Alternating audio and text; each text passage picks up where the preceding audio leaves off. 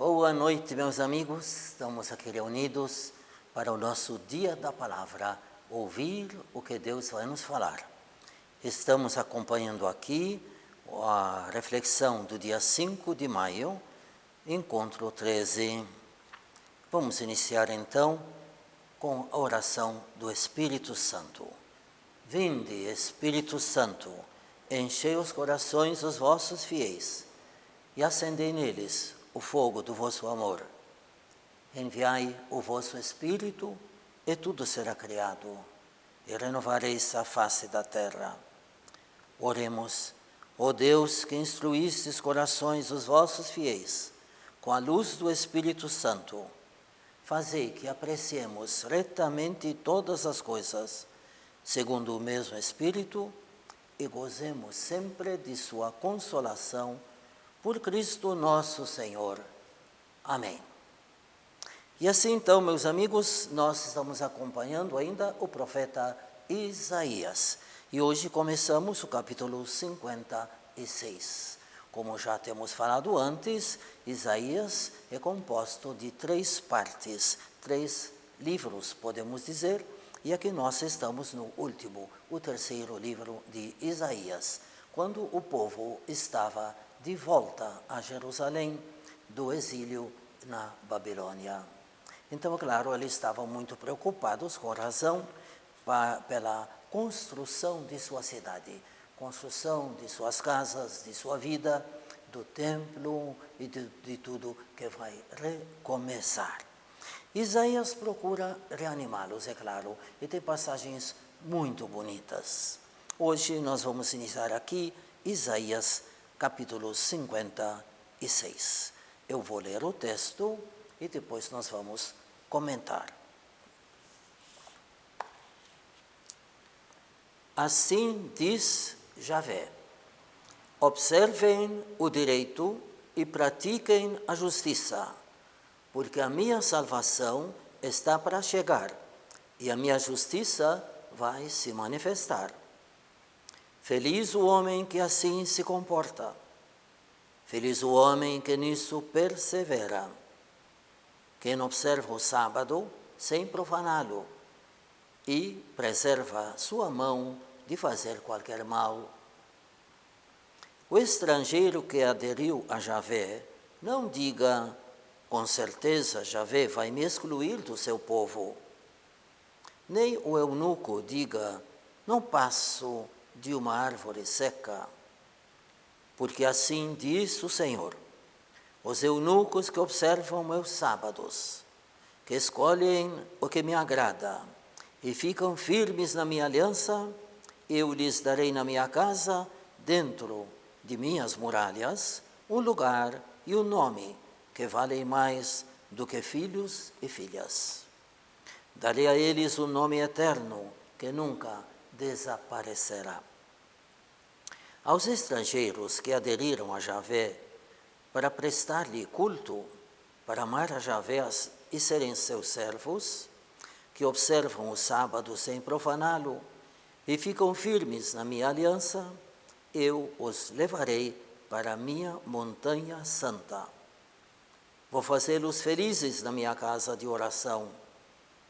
Os seus holocaustos e sacrifícios serão aceitos com agrado no meu altar, porque a minha casa será chamada a casa de oração para todos os povos. Palavra do Senhor, graças a Deus. Pois então, meus amigos, aqui nós temos esta passagem.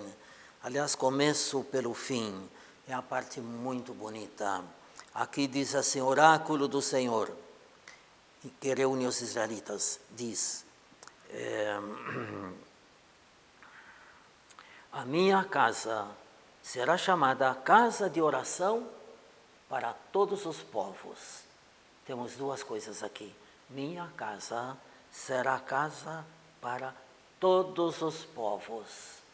Lembramos que Jesus falava isso.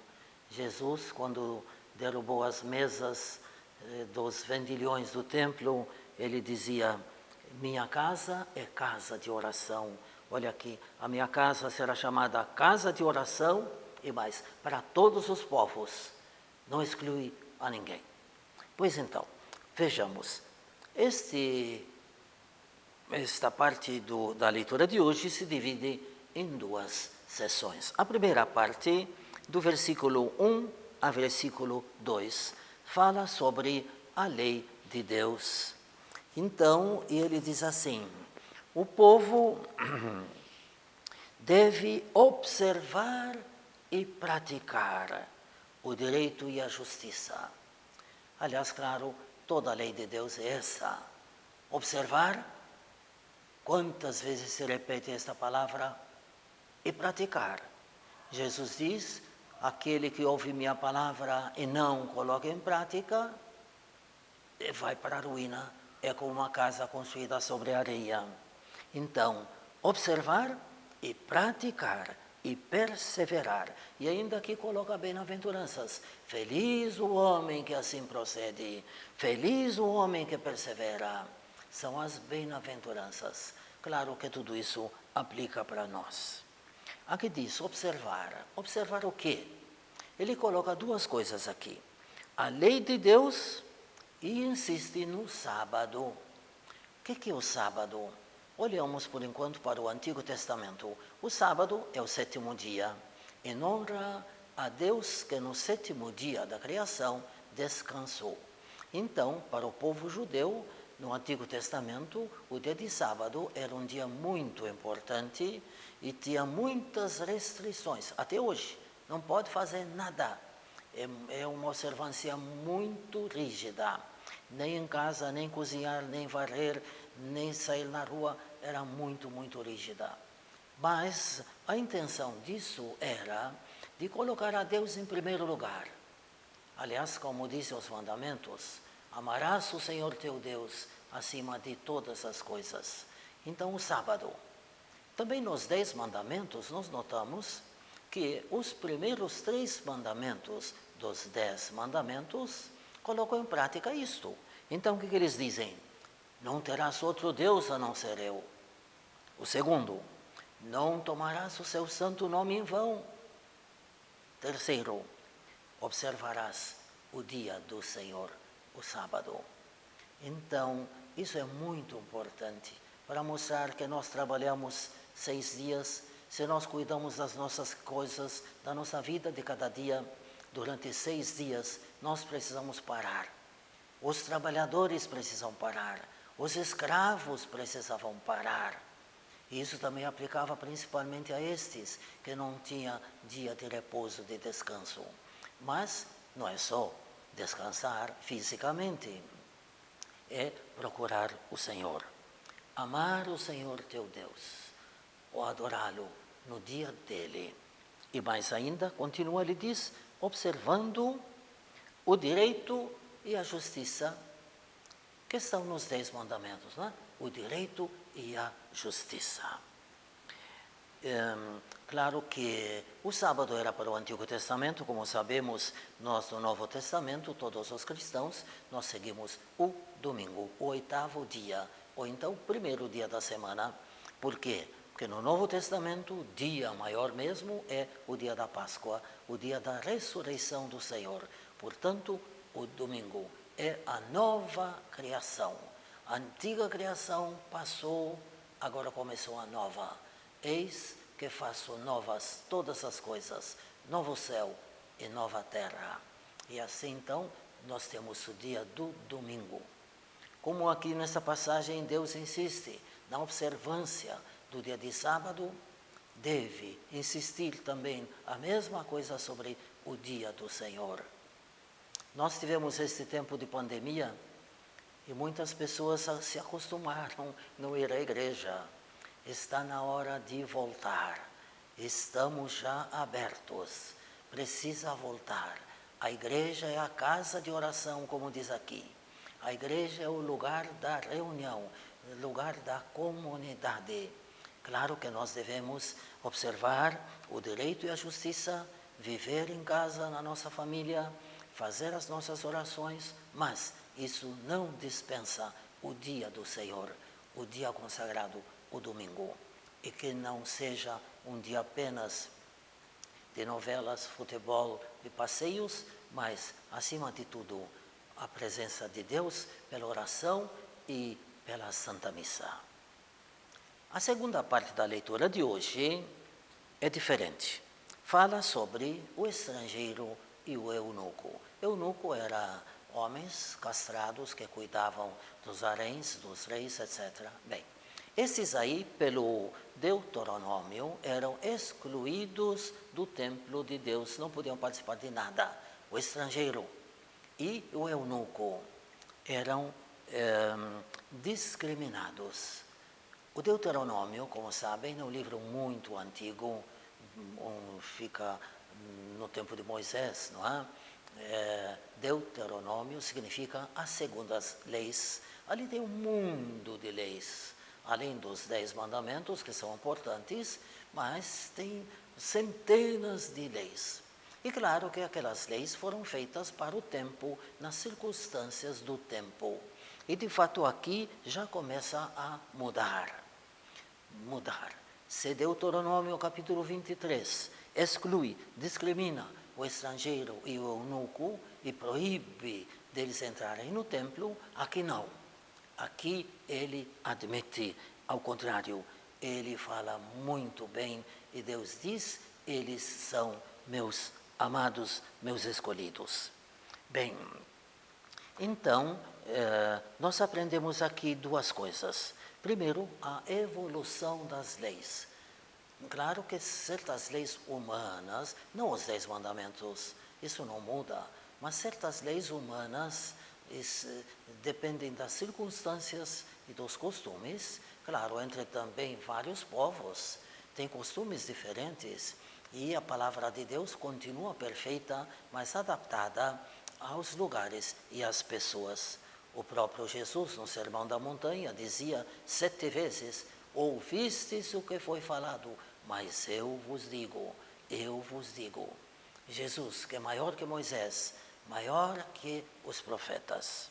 Então, tem na evolução das leis. E entre nós também nós temos na igreja, não é? Nós temos os concílios que vão atualizando as coisas, e agora nós estamos nos preparando para o sínodo, onde vai estudar exatamente a participação de todos na igreja. Não apenas o clero, mas todos os leigos, todos os batizados. Com o batismo nós estamos no mesmo nível e todos precisam participar ativamente. Então, a primeira lição é evolução das leis. A segunda, condena a discriminação. Este também é muito importante até hoje para nós. Exclusão de algumas pessoas de setores da vida. Enquanto aqui diz assim, minha casa é casa de oração para todos os povos. E não só na igreja, mas também na nossa vida. É muito anticristão discriminar uma pessoa por qualquer motivo. Não é apenas uma lei no Código Civil, na Constituição da República, não, mas na Palavra de Deus, que todos nós somos filhos de Deus, temos a mesma dignidade, o mesmo destino, todos somos remidos por Jesus. Que bonita esta frase aqui, minha casa é casa de oração para todos os povos e para todos os tipos de pessoas, ninguém é excluído. Nós devemos acolher, como Jesus na sua vida, que não excluía ninguém, como que ele mantinha aqueles diálogos ali até com as prostitutas, com os bêbados, com os ladrões. Jesus, ele acolhe, ele integra, ele olha para as pessoas, ele ama as pessoas e não julga. Portanto, meus amigos, nós vamos aprender com isso também, a acolher todas as pessoas e lembrar esta frase, minha casa é casa de oração para todos os povos. E assim agora vamos agradecer a Deus por isso e pedir que nos ajude a colocar em prática. Vamos rezar juntos a oração que o Senhor nos ensinou. Pai nosso que estais no céu, Santificado seja o vosso nome. Venha a nós o vosso reino. Seja feita a vossa vontade, assim na terra como no céu. O pão nosso de cada dia nos dai hoje. Perdoai as nossas ofensas, assim como nós perdoamos a quem nos tem ofendido. Não nos deixeis cair em tentação, mas livrai-nos do mal. Amém. E assim então fazemos a última oração. Ó Deus de amor e misericórdia, derrama sobre nós a tua graça e tua bênção, para que, alimentados pela tua palavra, possamos viver em comunidade sem discrição, sem discriminação, sendo todos filhos amados na vossa casa de oração. Vos pedimos por Cristo nosso Senhor. Amém. Louvemos o nosso Deus com o Salmo 133. O cântico das subidas ao templo. Vede como é bom, como é agradável habitar todos juntos como irmãos. É como óleo fino sobre a cabeça, descendo pela barba, a barba de Arão, descendo sobre a gola de suas vestes. Como é bom, como é agradável habitar todos juntos como irmãos. Glória ao Pai, ao Filho e ao Espírito Santo, como era no princípio, agora e sempre. Amém. E assim peçamos a bênção de Deus, o Senhor esteja convosco, e abençoe-vos o Deus Todo-Poderoso, Pai, Filho e Espírito Santo. Amém. Uma boa noite para todos.